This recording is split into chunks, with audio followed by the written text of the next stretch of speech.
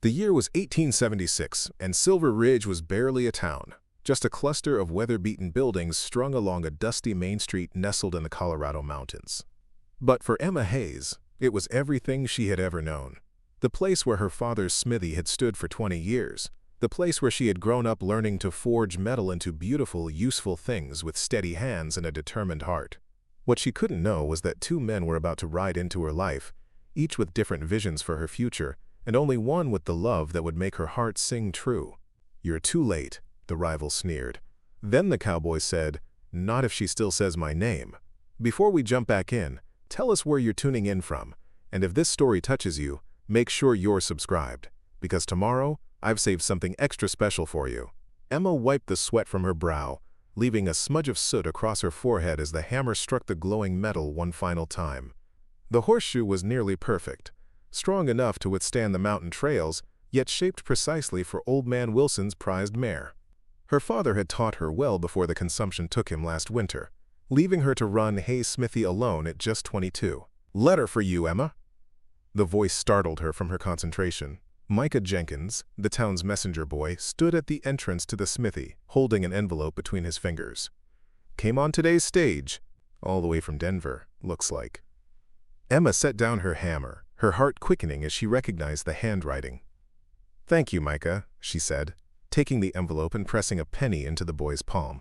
After the messenger departed, Emma stared at the letter, tracing her fingertips over her name written in the strong, confident script she knew so well. Nathan Cole. 3 months since he'd left Silver Ridge with a promise to return once he'd secured their future in the railroad business. 3 months that had stretched like years. She tucked the letter into her apron pocket. Not here. Not with curious eyes watching from the street, ready to spread gossip faster than wildfire. The forge could manage without her for a few minutes. Emma slipped out the back door, following the narrow path down to Whisper Creek, where the aspens created a natural haven from prying eyes. Their spot. The place where Nathan had first kissed her, where they had dreamed of a future together. With hands that never trembled while working steel but now shook with anticipation, she broke the seal. "My dearest Emma," the letter began, his words flowing across the page like water over stones. "The meetings with the investors exceeded all expectations. I've secured a position that will allow us to build that life we talked about. The cottage with the view of the mountains, the workshop where you can create your art while I manage the Western Rail line." Emma's heart soared as she read on. "I'm coming home to you. By the time this letter reaches your hands, I'll be just days behind it. Keep that fire burning for me. The one I see in your eyes whenever you speak of the future. The one that's guided me through every lonely night in Denver. Forever yours, Nathan." Days. Just days, and he would be here, bringing with him all the dreams they had whispered to each other in the quiet of evening strolls and stolen moments. Emma pressed the letter to her chest, feeling as though her heart might burst from happiness. But Silver Ridge had its own plans, and fate rarely follows the path we lay for it. That very evening, as Emma closed the smithy and extinguished the forge fire, the rumble of an expensive carriage drew the attention of everyone on the main street. It was not the usual stagecoach that brought mail and occasional travelers, but a private conveyance, polished mahogany gleaming in the setting sun, pulled by 4 matched black horses that spoke of wealth and importance.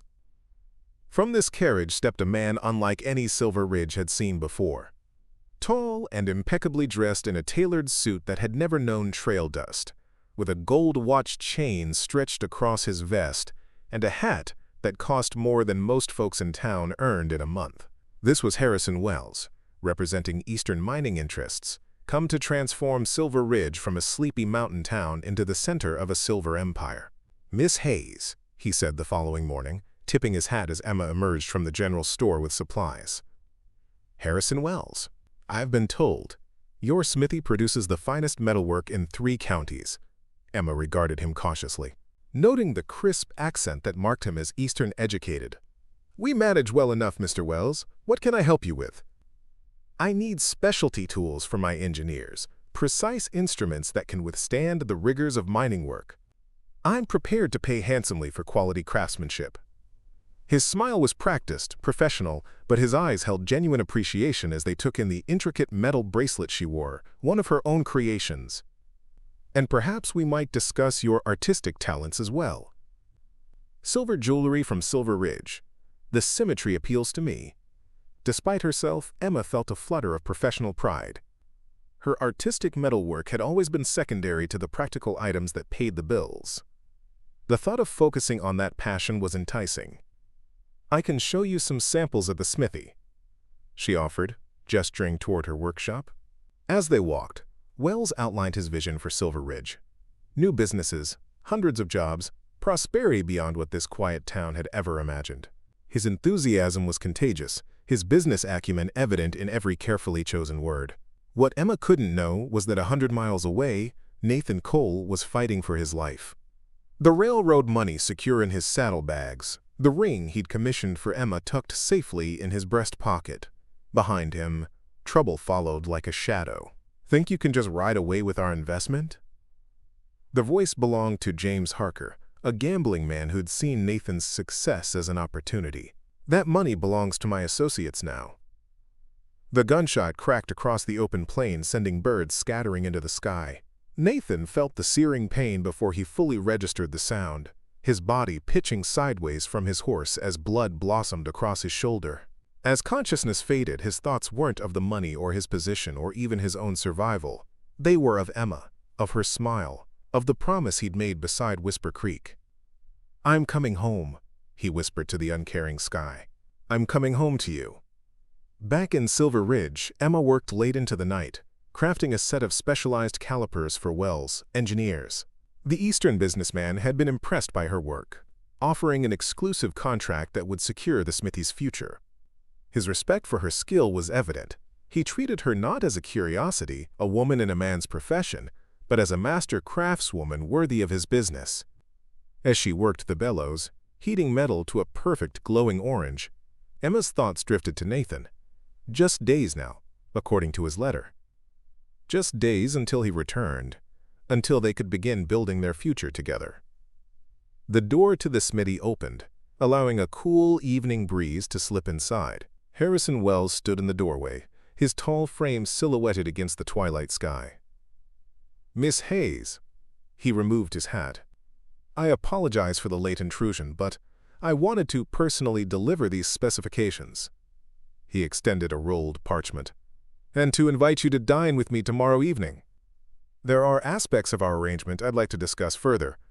Preparing and narrating this story took us a lot of time, so if you are enjoying it, subscribe to our channel. It means a lot to us." Now back to the story. Emma hesitated, taking the parchment but maintaining a proper distance. "Mr. Wells, I'm not certain that would be appropriate." "A business dinner, Miss Hayes, nothing more." His voice was reassuring, though something in his eyes suggested other possibilities. "Though I would be remiss not to acknowledge that I find your company as appealing as your craftsmanship."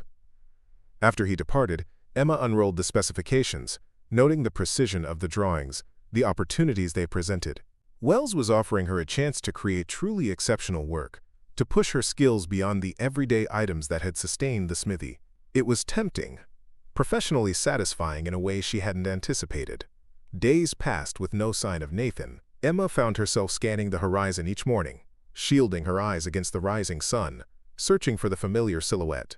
"He'll come," she whispered to herself each night, reading his letter again by lamplight. He promised.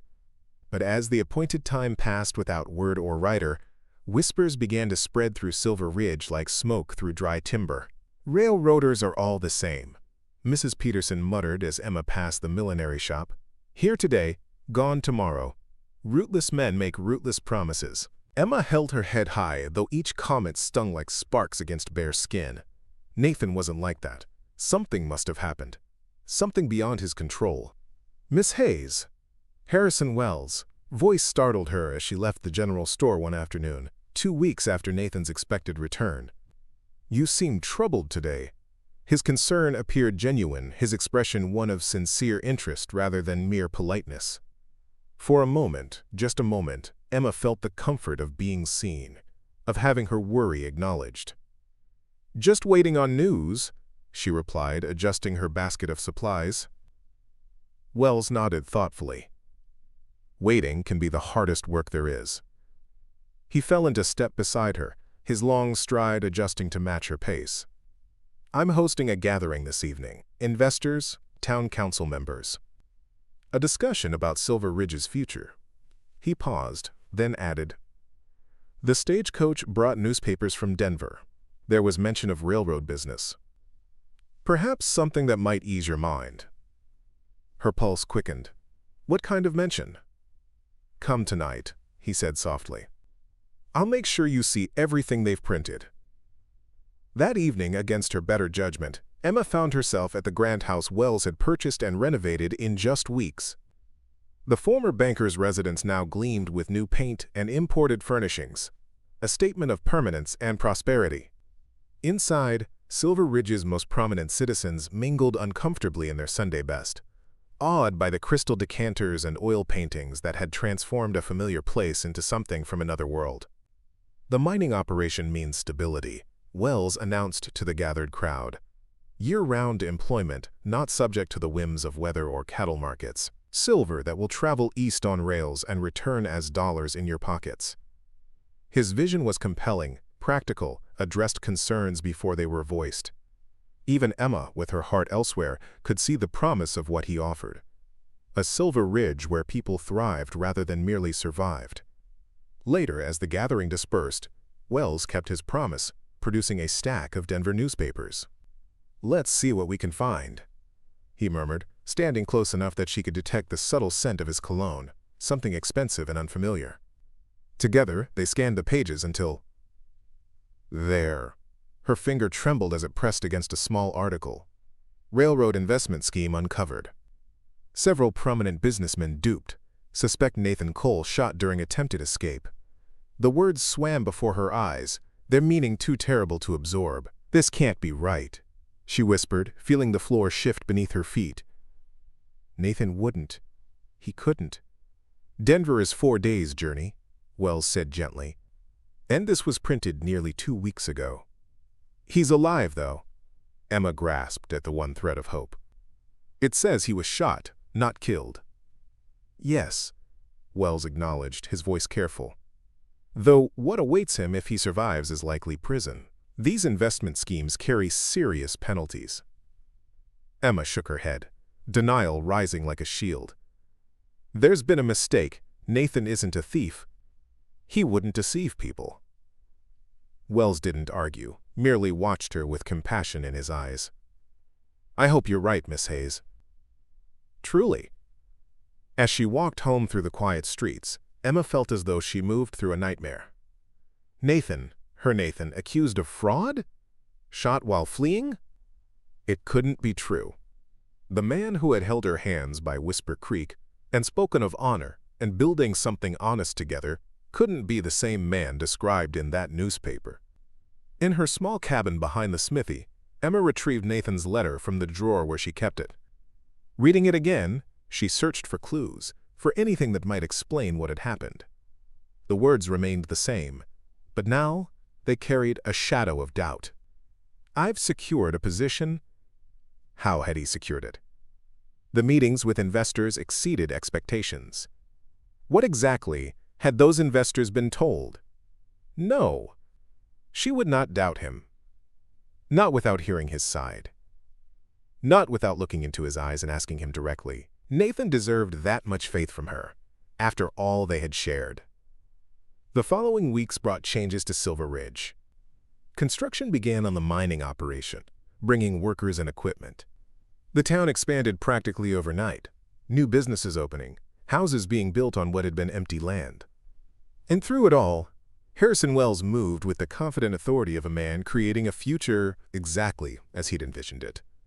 He continued to bring work to the smithy, challenging Emma with increasingly complex projects that stretched her skills and imagination. When he requested a series of decorative silver pieces for his home, she found herself working into the night, taking pride in creating beauty as well as function. "You have remarkable talent," Wells observed one afternoon as he examined a silver candle holder she'd completed, tracing the intricate mountain scene she'd etched into its base. "In Boston or New York, pieces like this would command extraordinary prices." Emma allowed herself a small smile. "Silver Ridge suits me well enough. For now, perhaps." His gaze met hers, direct and unafraid. "But I wonder if you've considered what lies beyond these mountains. The world has much to offer someone with your gifts." Before she could respond, a commotion erupted on the main street, shouts and the thunder of approaching horses. Emma stepped outside the smithy, shielding her eyes against the afternoon sun. A group of riders was galloping into town, dust billowing behind them. At their center, a man slumped forward in his saddle, barely conscious, his clothes ragged and blood-stained. Emma's heart stopped, then raced forward. Even at a distance, even in this diminished state, she would know him anywhere. Nathan. He had come back to her, just as he promised, but not as the triumphant railroad man of his letters. Instead, he returned, broken, hunted, with the shadow of accusations hanging over him and the law close on his heels. As the riders reached the center of town, Nathan raised his head, eyes searching the gathered crowd until they found her. In that moment of recognition, something passed between them, a current stronger than doubt, more enduring than absence. "Emma," he whispered, her name falling from his lips like a prayer before he collapsed from his horse onto the dusty street. And beside her, Harrison Wells watched, his expression unreadable as the future he had so carefully orchestrated suddenly faced an unexpected complication. The stranger had returned, and with him, questions that would force everyone in Silver Ridge to decide what they truly valued: prosperity or passion, security or love, the promise of tomorrow or the faithfulness of yesterday. "Get the doctor!" Emma cried, pushing through the crowd that had gathered around Nathan's fallen form. She knelt beside him, gently turning him to assess his injuries.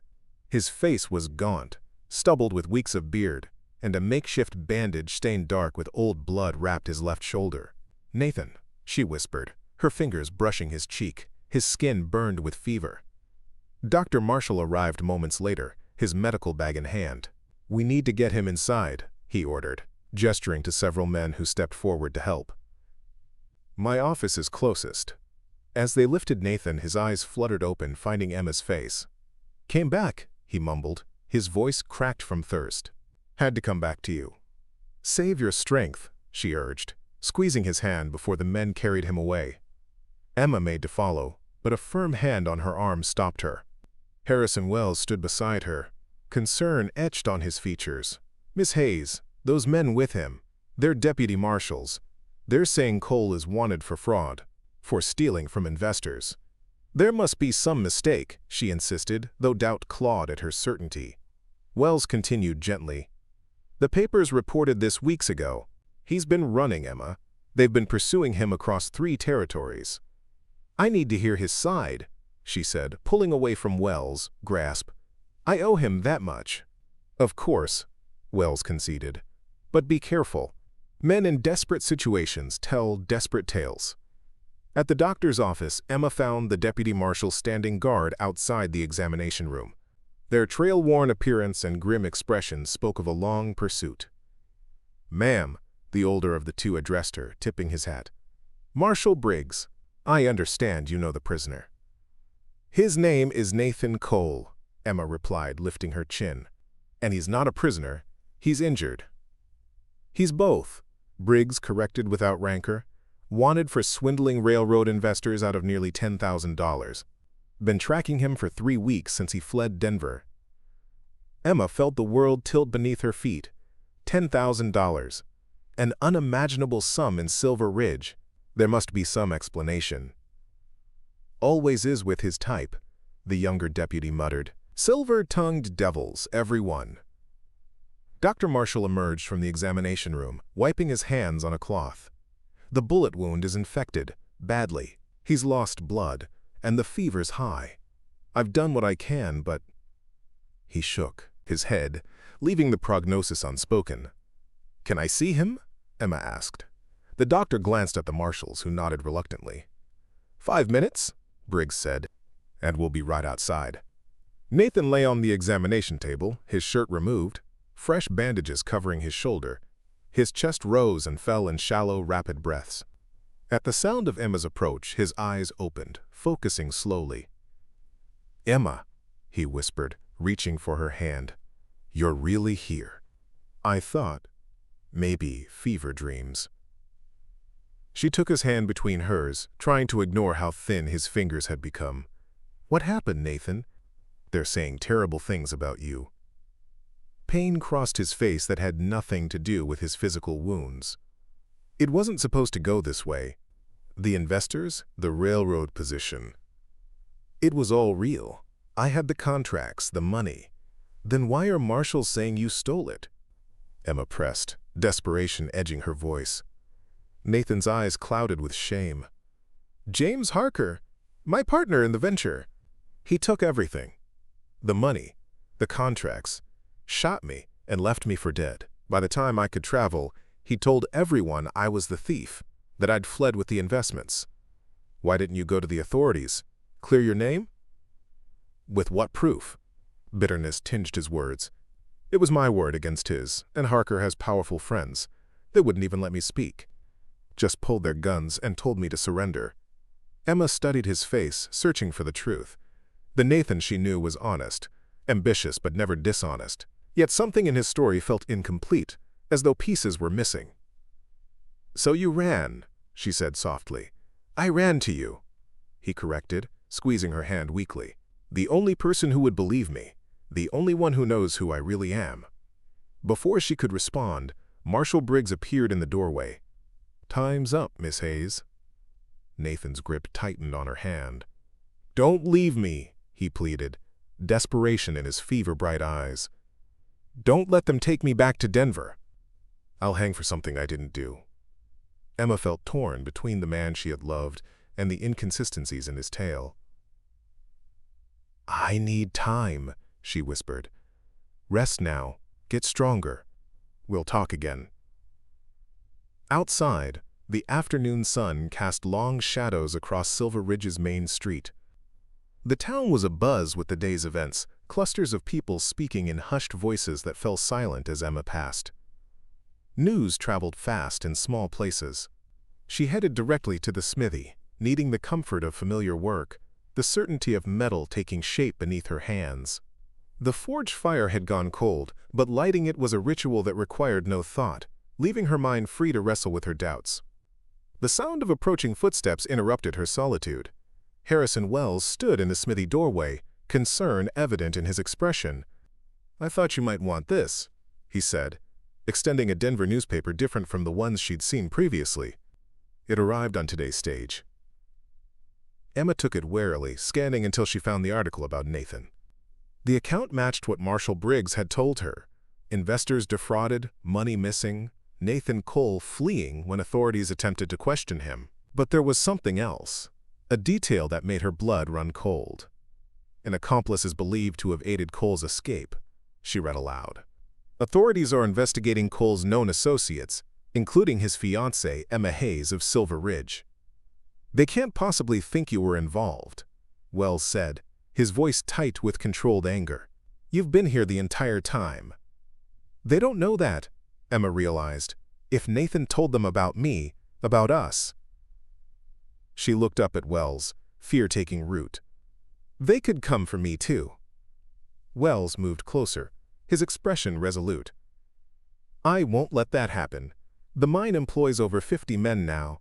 This town respects my word. If it comes to that, I'll vouch for your character, your whereabouts. His certainty was comforting, a solid foundation when everything else seemed built on shifting sand. Why would you do that for me? Something softened in Wells' typically composed features. Because in the short time I've known you, Emma Hayes, I've come to greatly admire your integrity, your skill, your determination. Silver Ridge needs people like you, people who build, who create. He hesitated, then added more quietly, and because I find myself caring about what happens to you. The frank admission hung in the air between them, neither fully acknowledged nor dismissed. Emma looked away first, uncomfortable with the intensity of his gaze. Thank you, she said simply, but I need to hear Nathan out completely before I decide anything. Wells nodded, accepting her decision. Just remember that desperate men will say desperate things to those they think can help them. That night, Emma slept poorly, her dreams filled with images of Nathan. Sometimes the smiling, confident man who had left Silver Ridge with promises of return, sometimes the broken, fever-racked figure on the doctor's table. By dawn, she had reached a decision. She needed more information, and there was only one way to get it. The early morning light found her at Dr. Marshall's office, where Nathan had been moved to a back room, still under guard. Marshal Briggs reluctantly agreed to another visit. "He's been asking for you," the doctor said as he led her to the room. "The fever broke overnight, which is encouraging, but he's still very weak." Nathan looked marginally better than the day before. Some color returned to his face. His eyes brightened when Emma entered and he reached for her hand. "I knew you'd come back." "I need the truth, Nathan," she said, sitting beside his bed. "All of it this time." He flinched slightly at her tone. "I told you everything." "No," Emma shook her head. "You ran from the authorities instead of explaining. Innocent men don't run." Nathan's expression hardened. "Innocent men do when the deck is stacked against them. Harker has the Denver marshals in his pocket. They wouldn't have listened. And the money? $10,000 from investors. Where did it go?" His eyes slid away from hers. "Harker took it when he shot me." "I told you that." "Every penny? There was nothing left?" A slight hesitation. "Nothing that would have made a difference." Emma felt a chill despite the warm room. "That's not a real answer, Nathan." Frustration crossed his features. "What does it matter now? I'm here, aren't I?" "I came back to you, just like I promised." His voice softened, became the one she remembered from moonlit walks by Whisper Creek. "Remember what we talked about? The workshop where you could create beautiful things while I handled the business?" "I remember," Emma said quietly. "We can still have that," Nathan insisted, gripping her hand more tightly. "Help me get away from these marshals. We'll go to California, start fresh, where no one knows us." "Has fugitives?" The word tasted bitter on her tongue. "Has husband and wife." He countered. "Married by a priest in San Francisco, building the life we were meant to have." The Nathan she had fallen in love with would never have suggested such a thing. He had spoken of honor, of building something honest together. This desperate plan of escape and assumed identities. This wasn't the future they had dreamed of beside Whisper Creek. "I need time to think," she said, withdrawing her hand from his grasp. Panic flashed across Nathan's face. "Emma, please. The doctor says they'll move me to the jail tomorrow if my fever doesn't return. Once I'm locked up, Briggs will send word to Denver. They'll come for me, take me back for trial." His voice dropped to a whisper. "I won't survive a Denver prison, much less what comes after." The fear in his eyes was real, whatever else might be false. "I'll come back tomorrow," she promised. "We'll talk more then." Outside, Emma paused on the doctor's porch, breathing deeply to steady herself. The Nathan in that room was a stranger, wearing the face of the man she had loved. His words echoed in her mind, not plans for a shared future built on honest work, but schemes for escape, for running, for living in the shadows. "Miss Hayes." Harrison Wells. Voice broke through her troubled thoughts. He stood at the bottom of the steps, his expression concerned. "Are you all right?" Emma hesitated, then descended to meet him. "Just trying to make sense of things." "Difficult conversations, I imagine," Wells said, falling into step beside her as she began walking toward the smithy. "He wants me to help him escape," she admitted, the confession tumbling out before she could consider the wisdom of sharing it. "To run away with him to California." Wells was silent for several paces, his expression thoughtful rather than judgmental. "And what did you tell him?" "That I needed time," Emma replied. "But the truth is, I already know I can't do what he's asking. The man I fell in love with would never have suggested such a thing."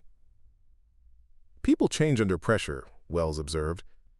"Sometimes revealing their true character, sometimes becoming someone else entirely." They reached the smithy, but Emma wasn't ready to return to solitude with her thoughts. "Would you care for some coffee, Mr. Wells? I could use the company." If he was surprised by the invitation, he didn't show it. "I would be honored." Inside her small living quarters behind the workshop, Emma busied herself with the coffee pot, while Wells examined the metalwork displayed on her modest shelves. Candlesticks, bookends, small decorative pieces she had created in spare moments. "These are remarkable," he said, holding a silver letter opener carved with an intricate mountain scene. "You have a rare gift, Miss Hayes." "My father believed in creating beauty as well as function," she explained, setting cups on the table. "He said there was no reason useful things couldn't also bring joy to the eye." A wise philosophy. Wells joined her at the table, accepting the coffee with thanks. "Speaking of useful things, I received word today that the smelter equipment will arrive next week. Your tools for the refinery should be complete by then?" The normalcy of the conversation was a relief, a temporary respite from the turmoil surrounding Nathan. "Yes, they'll be ready. I've nearly finished the specialized tongs." "Excellent." When the operation is fully running, Silver Ridge will process more silver in a month than Denver sees in a year. Pride colored his voice, not just in his own achievement, but in the town's future. "Which brings me to a proposal I've been considering." Emma raised an eyebrow questioningly. "The mine will need a permanent metalsmith, someone to maintain equipment, create specialized tools as needs arise, and perhaps most interestingly, craft display pieces from our own silver for investors and exhibitions." Wells leaned forward, enthusiasm evident in his usually composed demeanor. "I'd like that person to be you, Miss Hayes, with a proper workshop, assistance, and creative freedom to showcase your artistic talents alongside your practical skills." The offer was unexpected, generous beyond anything Emma had dared imagine for her future. "I'm honored you would think of me." "It's not charity," Wells clarified. "It's sound business. Your work is exceptional, and having it associated with Silver Ridge Mine would enhance our reputation substantially." Emma considered the possibility. Financial security, creative opportunities, a chance to grow beyond what the small smithy could offer. "It's a remarkable offer, Mr. Wells." "Harrison, please."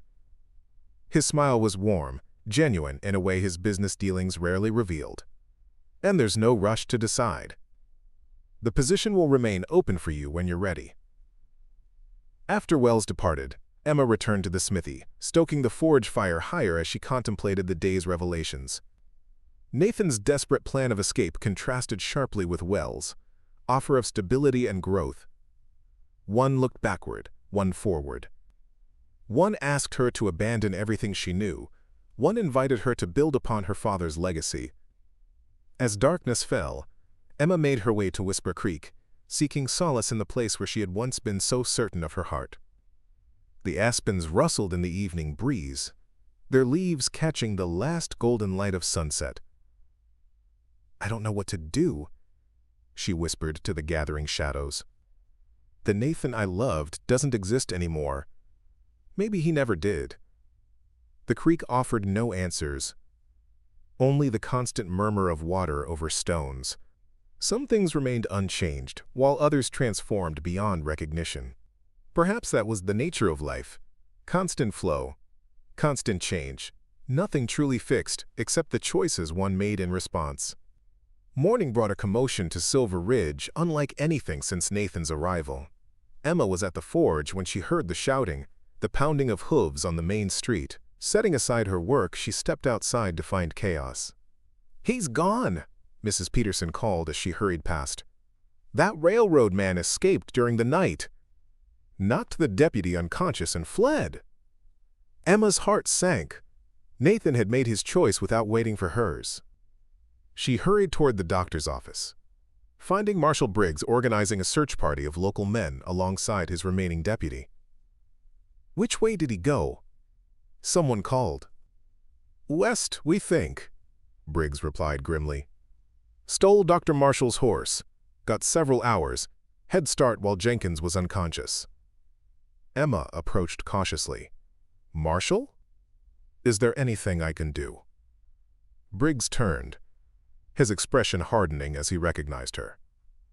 "You can tell us if he contacted you, Miss Hayes. If you were part of his escape plan." "No," she answered truthfully. "I spoke with him yesterday afternoon, but I made no promises to help him." The marshal studied her face, searching for deception. "He left a note," he finally said, pulling a folded paper from his pocket. For you? Emma accepted the paper with trembling fingers, unfolding it carefully. My dearest Emma, it began in Nathan's familiar handwriting. By the time you read this, I'll be gone. I couldn't wait for your answer. We both know what it would have been. Your sense of right is too strong, even when it stands against your heart. I'm heading west. If any part of what we shared still matters to you, meet me at Broken Ridge Pass in 3 days. I'll wait until sunset. If you don't come, I'll understand. I'll go on alone, carrying the memory of what might have been. Yours always, Nathan. The words blurred as tears filled Emma's eyes. Even now, he was asking her to choose between her principles and her heart, setting a deadline for a decision that should never have been forced upon her. Did he mention where he was headed? Briggs asked, watching her reaction closely. Emma hesitated only a moment before folding the note and handing it back. No specific destination, just west. It wasn't exactly a lie. Broken Ridge Pass was a way station, not a destination. And something in her couldn't betray Nathan entirely, even now. Briggs looked skeptical, but didn't press further. If he contacts you, Miss Hayes, I expect you to inform me immediately. Harboring a fugitive carries serious consequences. I understand, Emma replied quietly. As the search party departed, Emma returned to the smithy, her thoughts in turmoil. Nathan had made his choice clear. To run, to live outside the law, to ask her to abandon everything for a life built on shifting ground. She was so lost in thought that she didn't hear Harrison Wells approach until he spoke her name. Emma, are you all right? I just heard about Cole's escape. Looking up, she found him standing in the smithy doorway, concern etched on his features. Yes, she answered automatically, then reconsidered. No, I don't know. Wells stepped inside, his presence somehow steadying in the midst of her uncertainty. Did you know he was planning this? No. On this, at least, she could be absolutely truthful. But he left a note asking me to meet him, to go with him. And will you? The question was asked gently, without judgment, though something in Wells' eyes suggested the answer mattered more than his tone revealed. Emma moved to the forge, adjusting the fire simply to have something to do with her hands. The man I thought I knew would never have run, would never have asked me to abandon everything I've built here, everything my father worked for. People reveal themselves in moments of crisis, Wells observed, moving closer, when all pretense falls away and only the essential remains. And what remains of Nathan is a man I don't recognize, Emma admitted, the truth painful but necessary. A man willing to live on lies rather than face consequences. Wells was silent for a moment, then said softly, For what it's worth, I think the woman who remains when pretense falls away is remarkable. Strong enough to recognize hard truths. Brave enough to face them. Emma looked up, meeting his gaze. There was admiration there, but something more. A certainty. A steadiness that contrasted sharply with Nathan's desperate schemes. The smelter equipment arrives tomorrow, Wells continued, changing the subject with intuitive understanding of her need for normalcy. Would you care to join me for the inspection? Your expertise would be invaluable. The simple offer of purpose, of forward movement, was exactly what Emma needed. Yes, she agreed. I'd like that. That night, as Emma prepared for bed, she found herself removing Nathan's letters from the drawer where she had kept them. Reading them again, she noticed what she had missed before. The vague promises, the grand plans without specific foundations, the emphasis on dreams rather than practical steps to achieve them. The man who had written these letters was not the steady partner she had imagined, but a gambler betting on chances, on schemes that might or might not come to fruition. She had been in love not with Nathan himself, but with the future he had painted in broad, beautiful, insubstantial strokes. 3 days later, as the sun began its descent toward the western mountains, Emma stood at her forge, hammer striking hot metal with practiced precision. She did not look toward Broken Ridge Pass, where Nathan waited. She did not wonder if he would truly continue westward alone, or double back, seeking another chance to persuade her. Instead, she focused on the task before her, a silver brooch commissioned by Harrison Wells as a gift for his sister back east. Into the metal, Emma worked an image of Silver Ridge's mountains, the aspens along Whisper Creek, the rising structures of the mine that was transforming the town's future.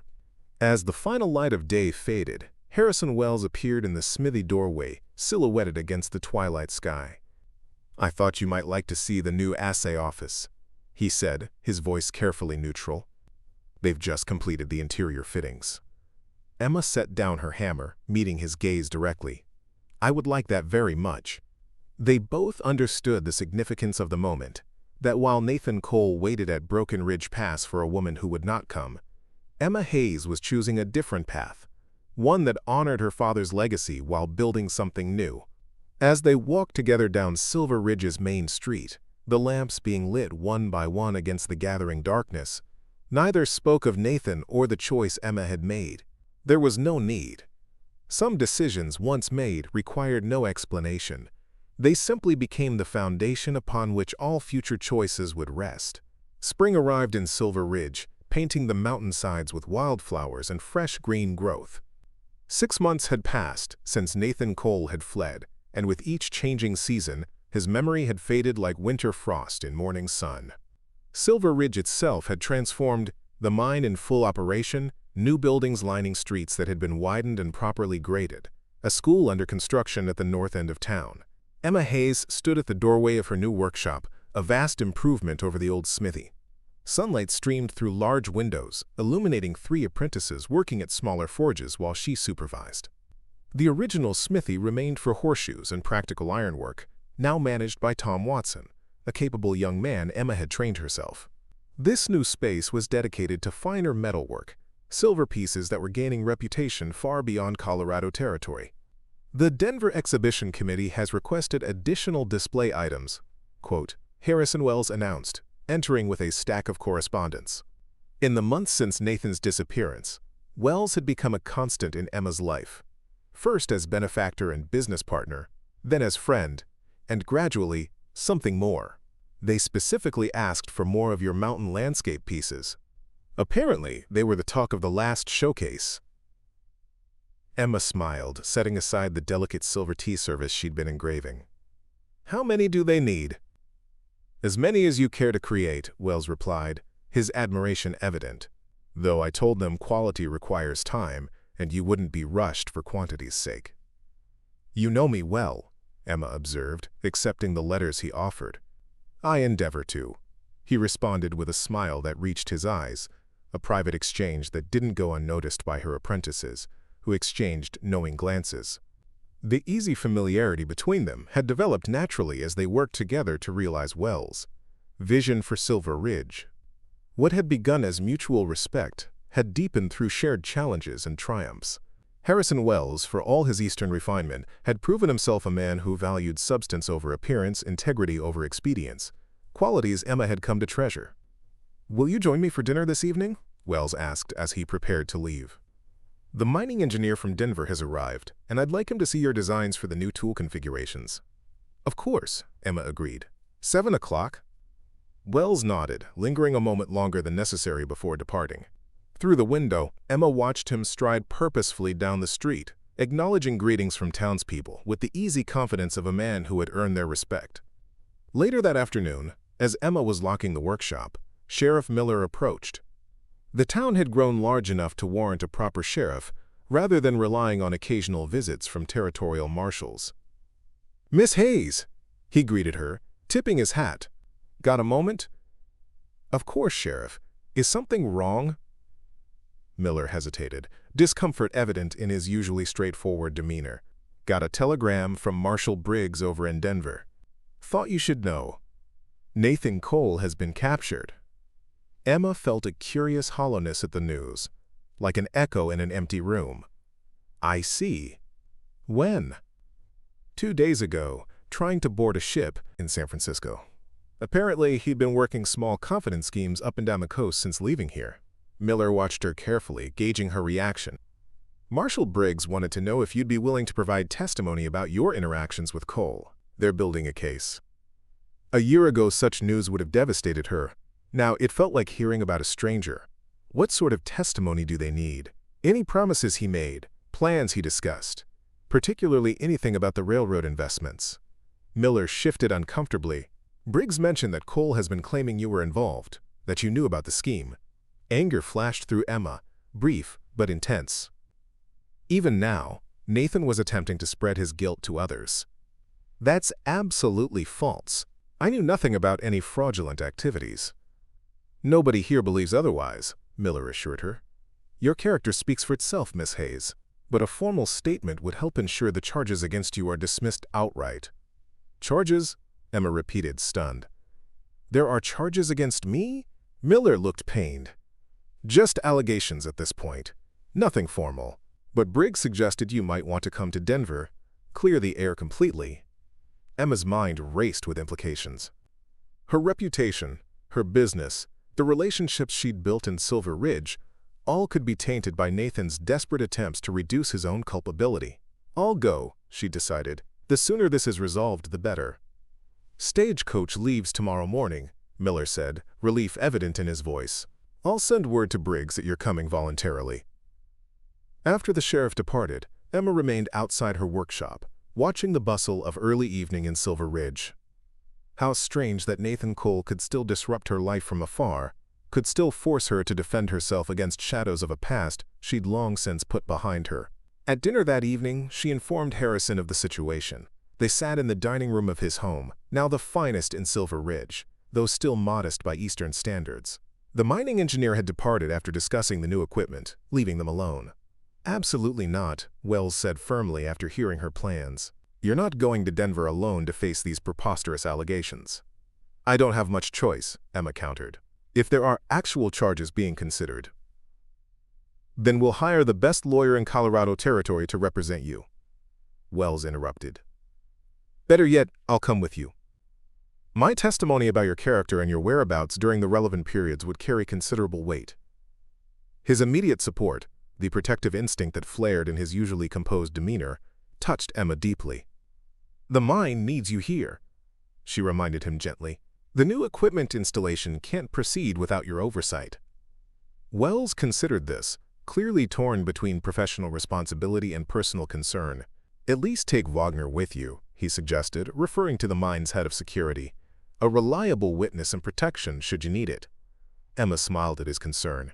I'm going to give testimony, Harrison, not confront outlaws. I'll be perfectly safe in Denver. It's not your safety that concerns me most, he admitted. It's the tactics a desperate man might employ. Cole has already demonstrated he's willing to implicate you falsely. What other lies might he tell? The question lingered between them, underscoring the reality that Nathan, once the embodiment of Emma's hopes for the future, now represented a threat to everything she had built. I've done nothing wrong, she said firmly. The truth will be evident to anyone who cares to look for it. Wells reached across the table, covering her hand with his. Your faith in justice is admirable, if perhaps optimistic. Nevertheless, I insist on arranging proper legal representation to meet you in Denver. His touch was warm, steadying, and Emma found herself turning her hand to clasp his. Thank you, she said simply. Something shifted in Wells' expression, a decision crystallizing in his eyes. Emma, there's something I've been wanting to discuss with you. Something quite separate from these troubling developments. The sudden seriousness in his tone made her heart quicken. Yes? These past months, working together, building something meaningful in Silver Ridge, they've been the most rewarding of my life. He paused, choosing his words carefully. I came here with ambitions for a successful mining operation. I never expected to find someone whose vision and determination would match my own, whose company would become essential to my happiness. Emma felt warmth spread through her chest, a certainty forming about where his words were leading. I've grown to care for you deeply, Wells continued, his usually confident voice touched with uncharacteristic vulnerability. More than care. To admire, to respect, to... He hesitated, then pressed on. To love. I love you, Emma Hayes. And while the timing of this declaration is perhaps imperfect given tomorrow's journey, I couldn't bear the thought of you leaving for Denver without knowing how I feel. The confession hung in the air between them, honest and unadorned. No grand promises of the sort Nathan had made, no elaborate visions of an unlikely future, just the simple truth of a heart revealed. Harrison, Emma began, her voice soft with emotion. A sharp knock at the front door interrupted whatever she might have said. Wells, Expression flickered with frustration before composing itself. "Excuse me," he said, rising reluctantly. Emma remained at the table, her thoughts in pleasant disarray. Harrison Wells loved her. The knowledge settled within her like a warm coal, glowing with possibilities. And she? The answer came without effort. Yes, she loved him too. Not with the headlong passion she had felt for Nathan, but with something deeper, more rooted. A love built on shared purpose, mutual respect, daily kindnesses, and unwavering support. Wells returned looking troubled, Sheriff Miller at his side. "I'm afraid there's been a development," he said. "Sheriff?" Miller removed his hat, his expression grave. "Just received another telegram from Marshal Briggs. Nathan Cole escaped custody during transfer to the Denver jail. Injured 2 deputies in the process." Emma felt the warm certainty of moments before replaced by cold apprehension. "Do they know where he went?" Miller exchanged a glance with Wells before answering. "Briggs has reason to believe he might be headed here." "To Silver Ridge." "What reason?" Emma asked, though she already suspected the answer. "Cole was overheard telling another prisoner that you had something of his. Something valuable enough to risk coming back for." Miller shifted uncomfortably. Given his history of deception, it could be nothing but another lie, but Briggs thought you should be warned. "I have nothing of his," Emma said firmly. "Nothing but memories I'd rather forget." "Nevertheless," Wells interjected, "we should take precautions." He turned to Miller. "Sheriff, I want additional men patrolling the town, particularly near Miss Hayes' residence and workshop. And I think it would be prudent for Emma to stay somewhere unexpected until Cole is recaptured." The implication was clear. Her small cabin behind the original Smithy would be the first place Nathan would look for her. Emma bristled slightly at being discussed as though she weren't present. "I won't be driven from my home by fear of a man who has already taken too much from me," she stated firmly. "Wells?" Expression softened with understanding. "Of course not. I wouldn't suggest hiding, but perhaps accepting hospitality elsewhere in town would be wise, not out of fear, but practical caution. Put that way, the suggestion seemed reasonable." "Perhaps you're right," Emma conceded. "You're welcome to stay here," Wells offered.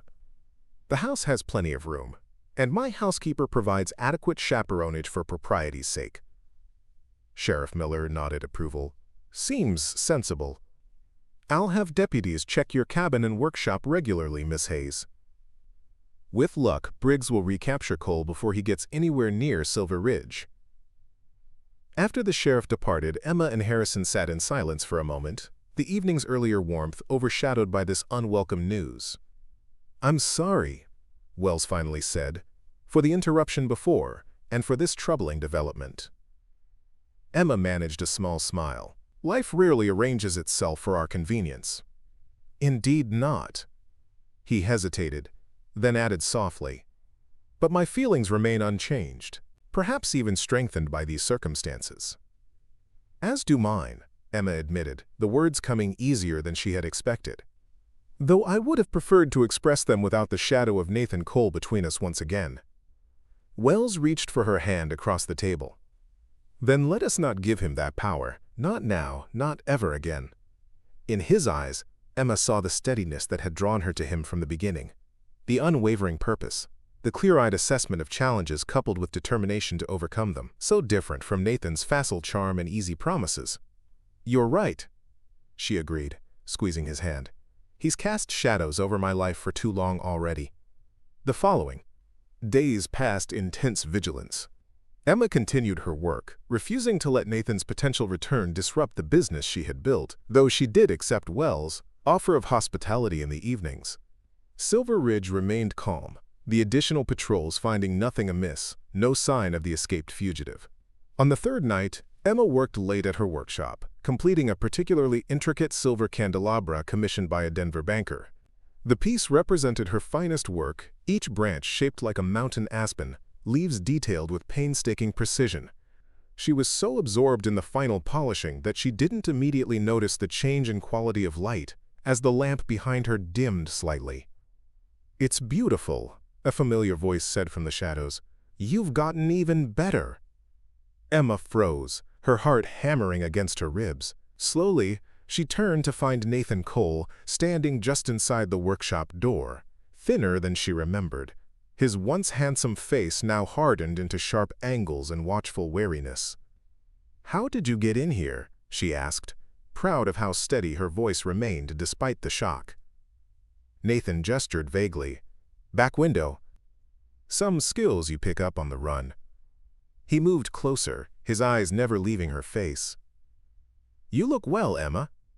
Prosperous." She set down the candelabra carefully, positioning herself so the workbench remained between them. "What are you doing here, Nathan?" "The marshals are looking for you." "I know," he replied with a bitter smile. "They've been looking for me for months. They'll have to keep looking a while longer." His gaze traveled around the workshop, taking in the evidence of her success. The commissioned pieces awaiting delivery, the fine tools, the apprentice stations. "You've done well for yourself, thanks to your railroad man, I hear." The way he said it, "your railroad man," carried insinuations that made Emma's spine stiffen. "Thanks to my own hard work and talent," she corrected. "Mr. Wells provided opportunity, not charity." Nathan's smile didn't reach his eyes. "Of course. Harrison Wells, the great benefactor of Silver Ridge. Rumor has it he's sweet on the town's lady blacksmith." He moved sideways, circling the workbench slowly. "Quite a step up from a simple railroad agent like me." "Why are you here?" Emma repeated, refusing to be baited. "Sheriff Miller said you claimed I had something of yours." "I don't." "Don't you?" Nathan stopped his circling, now close enough that Emma could see the changes in him, the new lines around his mouth, the calculating coldness that had replaced the warmth she once loved in his eyes. "I think you do, Emma. I think you have exactly what I came for." A chill ran through her. "I have nothing that belongs to you." "You have this," he said, gesturing to the workshop, to the success it represented. "A fresh start, a new life, respect. That's what you took from me, when you refused to come with me that day." The accusation was so unexpected, so backward in its logic, that Emma was momentarily speechless. "I took nothing from you," she finally managed. "You made your choices, I made mine." "And look how well yours turned out," Nathan said with bitter emphasis. "The favored artisan of Harrison Wells, the darling of Silver Ridge, while I've been running, hiding, scraping by."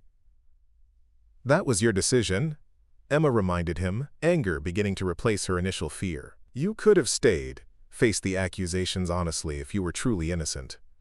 Something dangerous flashed in Nathan's eyes. "Innocent? Is that what matters to you, Emma?" "Whether I took that money." He moved closer, his voice dropping to a harsh whisper. "What if I did?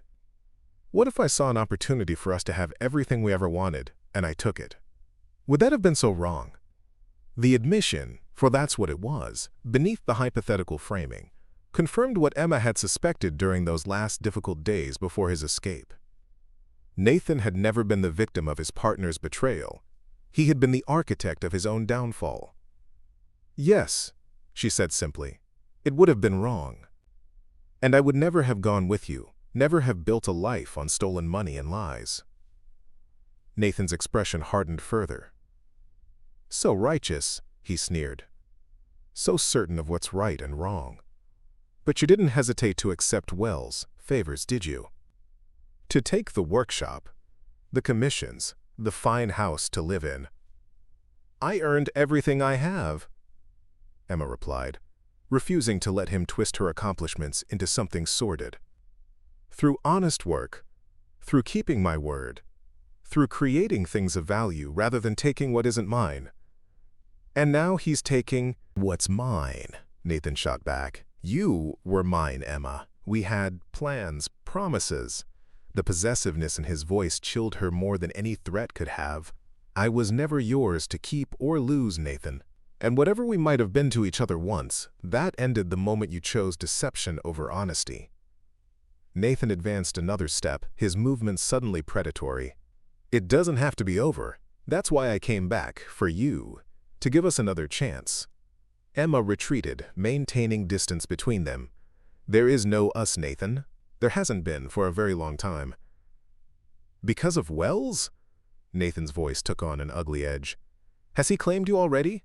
Made you his mistress in that fine house of his?" The crude implication struck Emma like a physical blow. This was not the Nathan she had once loved.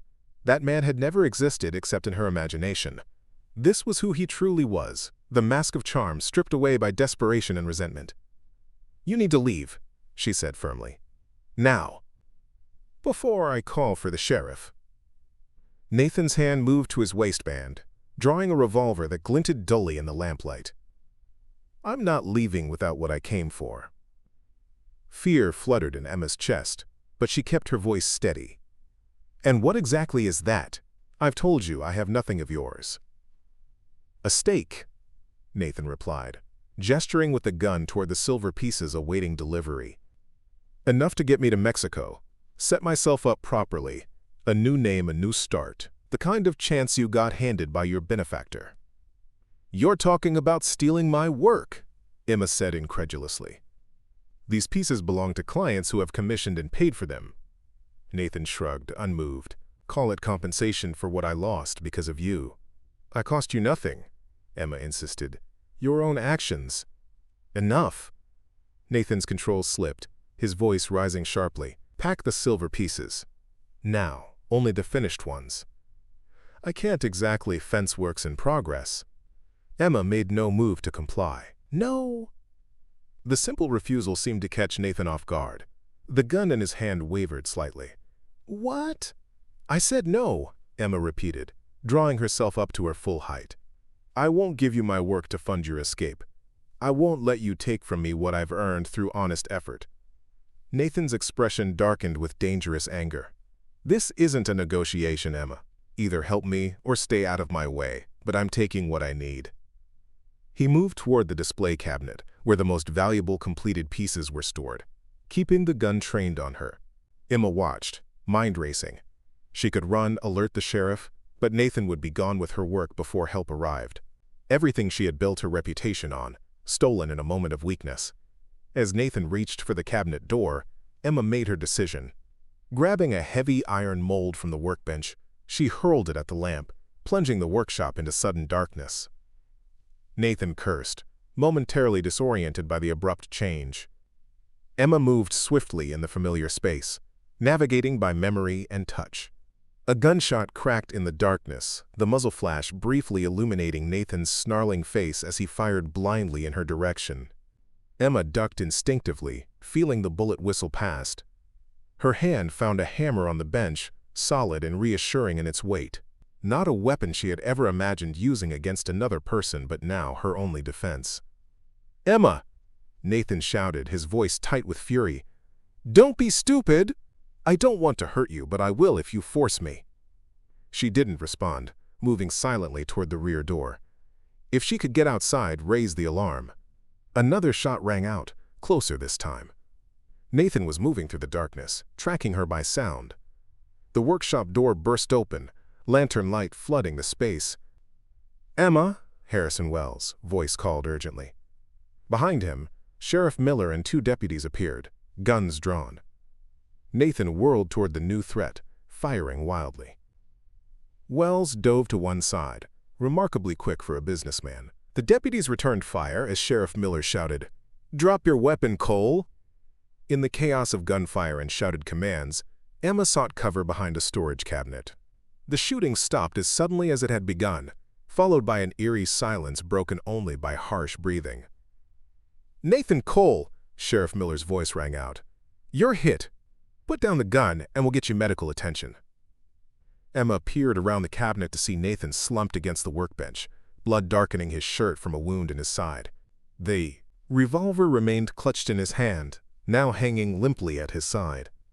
"Emma!" Nathan called weakly, his voice strained with pain. Tell them I came for what was mine." She stepped cautiously into view, aware of Wells' concerned gaze following her movements. The deputies, guns still trained on Nathan. "Nothing here was ever yours," she said clearly. Not my work, not my future, not me. You came for what you imagined you deserved without earning it. That's always been your failing, Nathan. Something flickered in his eyes. Recognition, perhaps, of a truth he had long denied. The gun slipped from his fingers, clattering to the floor. Sheriff Miller moved quickly to secure it, while a deputy approached with handcuffs. "Are you hurt?" Wells asked urgently, coming to Emma's side, his hands gentle as they checked her for injuries. "No," she assured him, though she trembled with the aftermath of fear and adrenaline. "How did you know to come?" "One of my security men spotted someone suspicious near your workshop," Wells explained. "When he investigated, he found the back window forced open. I was with the sheriff when the report came in." As the deputies began to lead Nathan away, he turned back, his face pale with blood loss but his eyes suddenly clear, as though seeing Emma truly for the first time. "He was right," Nathan said, his voice carrying clearly across the workshop. "Not if she still says my name. That's what I told myself when I decided to come back here. That you might still care enough to say my name with love." Emma felt Wells tense beside her, but she laid a steadying hand on his arm. "You're living in the past, Nathan. My future lies elsewhere."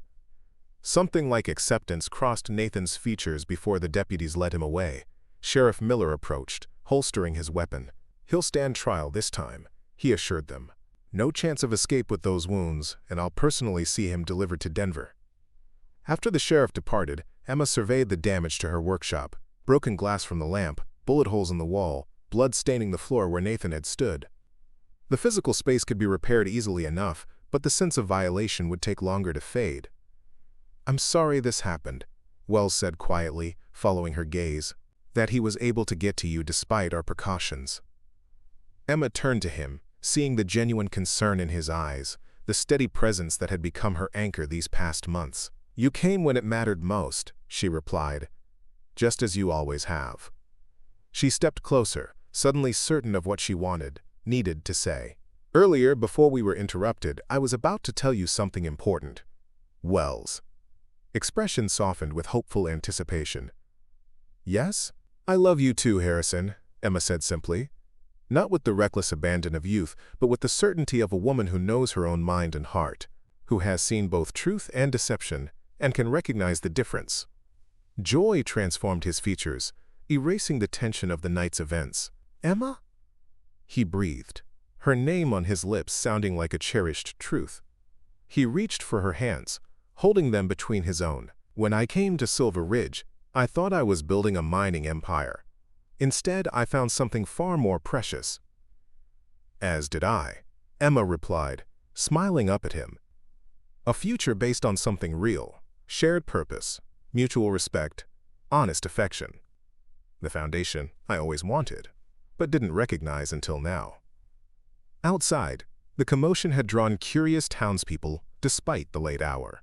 They would need to answer questions, explain what had happened.